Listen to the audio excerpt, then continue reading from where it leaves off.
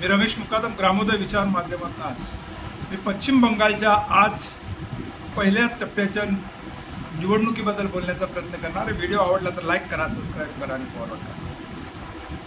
पश्चिम बंगाल हा सीमावर्तीत राज्य असून या राज्यामध्ये ममता बॅनर्जी आणि नरेंद्र मोदी भारतीय जनता पार्टी यांच्यामध्ये कडा मुकाबला आहे.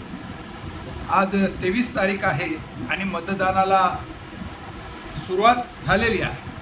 आणि या मतदानाच्या दिवशी ज्या पद्धतीने पॅरामिलिटरी फोर्सेस पश्चिम बंगालमध्ये फिरत आहेत, CRF वगैरे, त्यावरून तिथे युद्धजन्य परिस्थिती आहे का हा प्रश्न निर्माण झालेला आहे.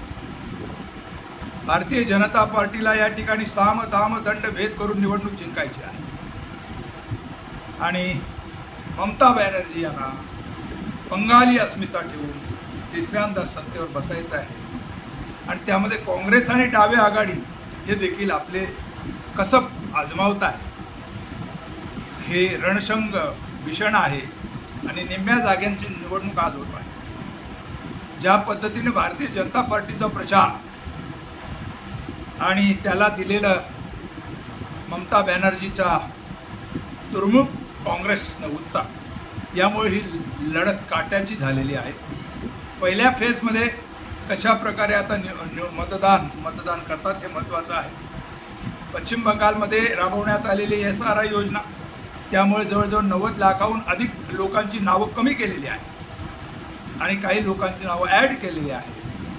आणि तृणमूल काँग्रेसने आरोप केलेला आहे भारतीय जनता पार्टीवर की भारतीय जनता पार्टी बिहार आणि गुजरात राज्यातून मतदार मोठ्या संख्येनं पश्चिम बंगालमध्ये आणून ही निवडणूक जिंकण्याचा प्रयत्न चाललेला आहे. मतदारांना पैशाचं आमिष दाखवण्यात येत आहे आणि साम दाम दंड भेद या नीतीचा वापर करून निवडणूक जिंकण्याचा प्रयत्न केलेला आहे.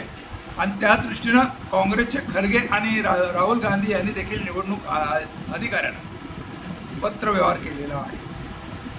का निवडणूक आयोगाचा पत्रव्यवहारची दखल केलेल्या पत्राची दखल निवडणूक आयोग घेतो का? भारतीय जनता पार्टीने देखील तृणमूल काँग्रेसवर केलेला आरोप आहे की भाजपच्या लोकांचंच निवडणूक आयोग ऐकणार हे दिसून येणार आहे.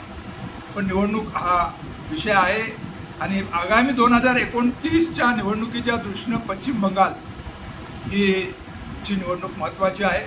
भारतामध्ये लोकशाही राहील की टिकेल की हुकुमशाही अशीच सुसाट वारा हुकुमशाहीचा रोकेल हे पश्चिम बंगालमधनं दिसून येणार आहे. पहिल्या टप्प्यामध्ये निवडणूक सुरुवात झालेली आहे. निवडणूकला मोठ्या संख्येनं लोकांनी आपलं मतदान करावं असं आवाहन तृणमूल काँग्रेसतर्फे करण्यात आलं आहे, काँग्रेसतर्फे करण्यात आलेले, भारतीय जनता पार्टीतर्फे करण्यात आलेलं आहे. उद्या आता शांततेत निवडणूक पार पाडणं हे निवडणूक आयोगाचं काम आहे आणि सुरक्षा यंत्रणा त्याचबद्दल चोख आहे आणि निवडणूक कशा प्रकारे आता प्रभावित होते हे दिसून येणार आहे.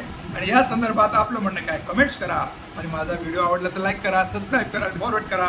जय हिंद, जय महाराष्ट्र, जय भारत.